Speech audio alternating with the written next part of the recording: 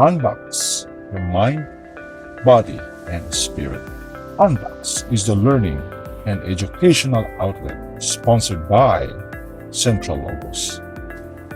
Joshua Zonita is a professor of systematic theology at Central Philippine University.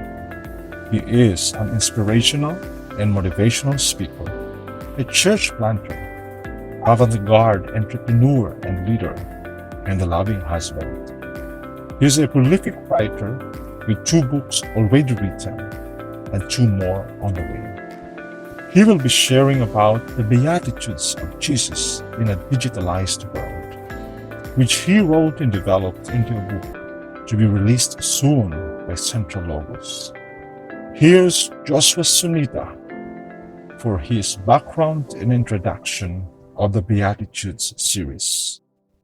In the last decades, historians and scientists are convinced that the threat to humanity is global warming, nuclear war, and technological disruption or artificial intelligence and dataism. We do not know yet which of these man-made threats will strike first to wipe out humanity. What is certain is the emergence of digital dictatorship, censorship, and global surveillance. This is not a mainly technological issue. It is also an ethical issue in as much as the good public or public interest is at stake. Because privacy and confidentiality is no longer at the custody of every citizen, but it is at the control of big data companies and the government. In 2018, Mark Zuckerberg of Facebook and the management of Google were summoned by the American government to explain their involvement in leaking the personal data of its users, also known as violation of privacy rights. Zuckerberg admitted that Facebook was responsible for disseminating fake news, foreign interference on elections, hate speech, and violations of data privacy. After the Senate hearing, Facebook was fined $5 billion. Facebook will have to pay a record-breaking $5 billion fine to resolve a government probe into its privacy practices in the Cambridge Analytica case. Also, Google paid $1.7 million for their privacy-related misbehavior. Today, the Commission has decided to fine Google 1.49 billion euros for breaking EU antitrust rules. Over the years, it was reported that Google and Facebook engaged in surveillance capitalism. It means these 2 giant tech companies brokered online ads for websites such as newspapers, blogs, and the personal data they collected from its users. They are analyzing all the personal data they collected from its users and sold it to profitable companies for manufacturing new products. Everyone agreed that we arrived in an information age. The social media shapes the forms of our interactions and influence the content of our conversations. But it failed to cultivate a sense of dignity and healthy self-worth to many of us.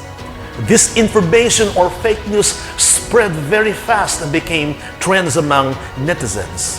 The more trending it is in YouTube and Facebook or in Twitter, the truer it becomes. As such, trending is truer than truth. This is a post-truth era, as some would often describe our time.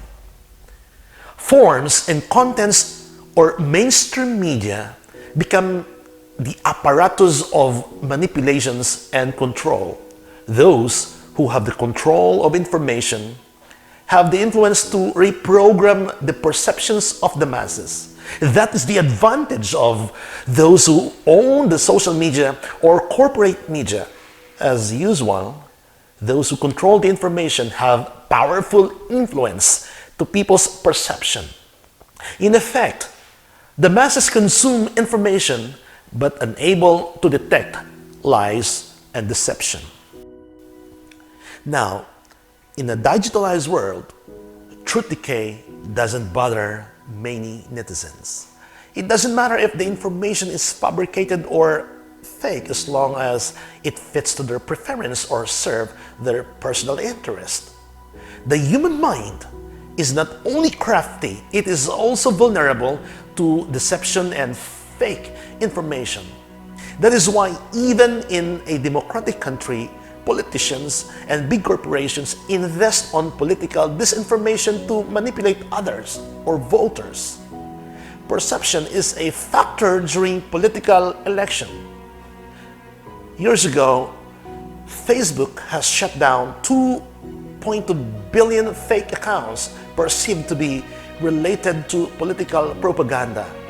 As the human population grows larger, people desire for connectivity. Recent discovery in neuroscience explains and affirms humans' desire for connectivity. In studying the brain circuits and its mechanism, neuroscientists figured out that we are wired to connect. No wonder many people enjoy meeting at coffee shops for chatting or conversation. Moreover, Facebook, Twitter, and Google made billions of dollars of profit because everyone wants to be online viewing newly uploaded pictures, videos, and posts. Everybody craves for new updates, likes, and notifications just to feel they are connected, at least virtually. Everyone keeps posting and updating because virtual reality is never satisfying.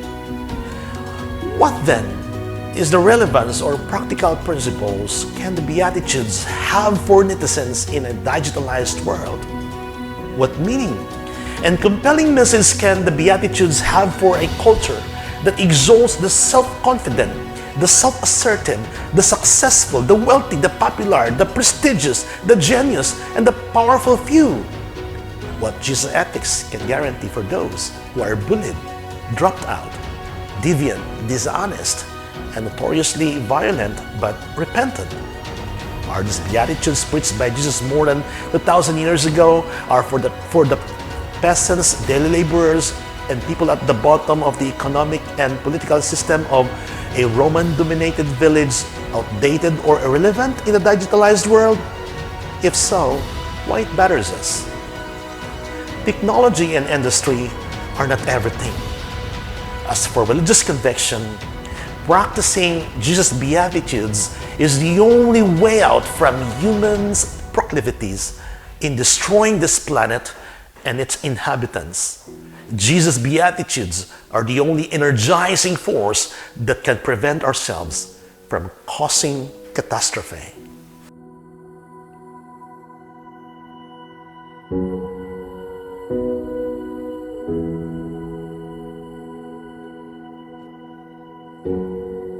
UNBOX your mind, body, and spirit. UNBOX is the learning and educational outlet sponsored by CENTRALOGOS.